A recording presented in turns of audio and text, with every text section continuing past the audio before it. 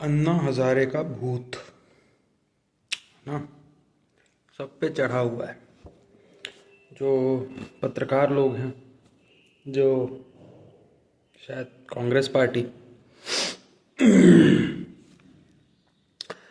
अब बात यह है जिस तरह से बातें की जाती हैं कांग्रेस के कार्यकर्ताओं और कांग्रेस के सपोर्टर्स के द्वारा। जैसे ये सीजेपी प्रोटेस्ट हुआ कि भाई आपने तब विरोध किया था, है ना, आप तब आम आदमी पार्टी से जुड़े थे। ये नहीं बोल रहा हूँ ये दूध के धुले हैं और मैं इनको अंदर से जानता हूँ या ऐसा कुछ, है ना। पर बात थोड़ी और गहरी है। जैसे अगर मैं आज कांग्रेस का अगर विरोध करता हूँ किसी चीज़ पे, जैसे इसी चीज़ पे विरोध करता हूँ कि वो अभी तक वहाँ राहुल गांधी नहीं गए हैं, तो क्या कल अगर मेरे साथ कुछ गलत हो जाता है या मैं कोई इशू उठाता हूँ और कोई मूवमेंट बनता है या किसी और के साथ कुछ ऐसा होता है और उसने पहले राहुल गांधी को क्रिटिसाइज़ कर रखा हो, तो क्या फिर उसके मुद्दे राहुल गांधी नहीं उठाएंगे?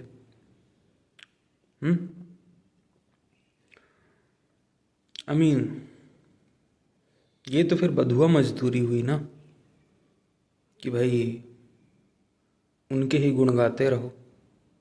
और ये तो चाटुकारिता हुई। तो ये क्यों करवा रहे हो आप? एक लोकतंत्र में आप किसी भी पार्टी को ज्वाइन कर सकते हो, आप किसी भी पार्टी को क्रिटिसाइज़ कर सकते हो, आप कोई मूवमेंट बना सकते हो, बाद में पॉलिटिकल पार्टी ज्वाइन कर सकते हो, पॉलिटिकल पार्टी बना सकते हो। और ऐसे लोगों की ज़रूरत भी है जो अच्छे हों, अच्छे तरीके से आए हों, आगे अच्छा काम करें। भाई अन्ना हज़ारे के साथ दिक्कत ये है कि अन्ना हज़ारे के मूवमेंट के बाद एक पूरा हाईजैक हुआ उस सब चीज़ों का और बीजेपी आ गई, है ना। और उन चीज़ों पे काम नहीं हुआ जो मुद्दे उठाए गए थे। करप्शन का जो मुद्दा था,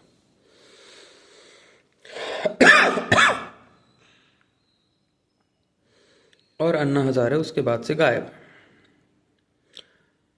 पर क्या करप्शन पे उठाना गलत बात है? कोई भी चीज़ कि भाई करप्शन हो रहा था अगर कांग्रेस सरकार में, तो उसके बारे में आवाज़ उठाना क्या गलत बात है? और क्या करप्शन नहीं हुआ है? क्या ज़्यादतियाँ नहीं हुई हैं? आज जो मोदी गवर्नमेंट जिस मैकेनिज़्म का इस्तेमाल करके उसको और रिजिड करके लोगों की वॉइसेस कर्ब कर रही है, वो सारे इन्वेंशन तो कांग्रेस के थे ना।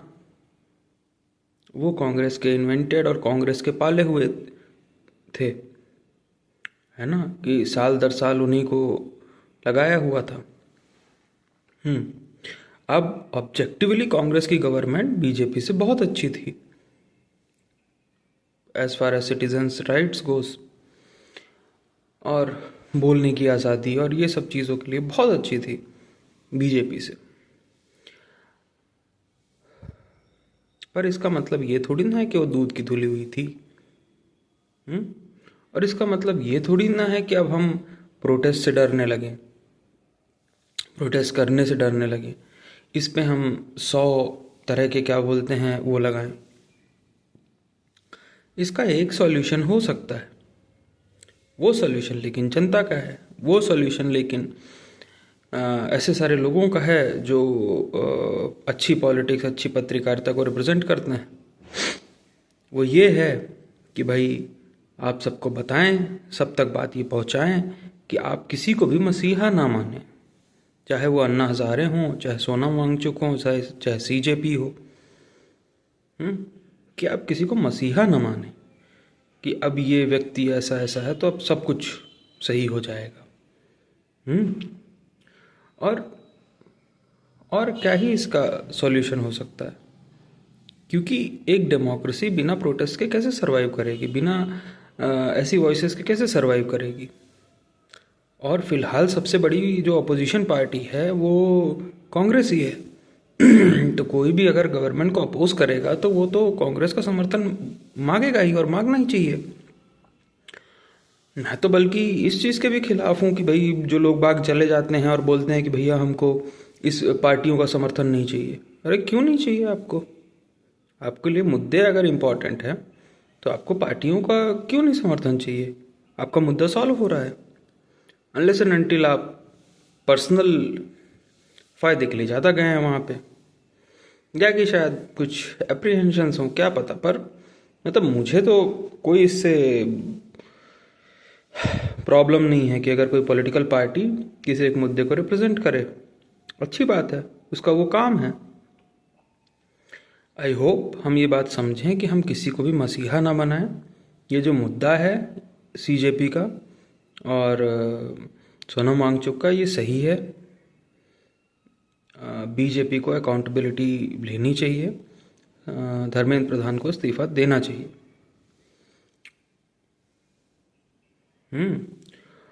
और बस यही बात है ना। और हम किसी पार्टी के बंधुआ मजदूर नहीं हैं, हम इस देश के नागरिक हैं।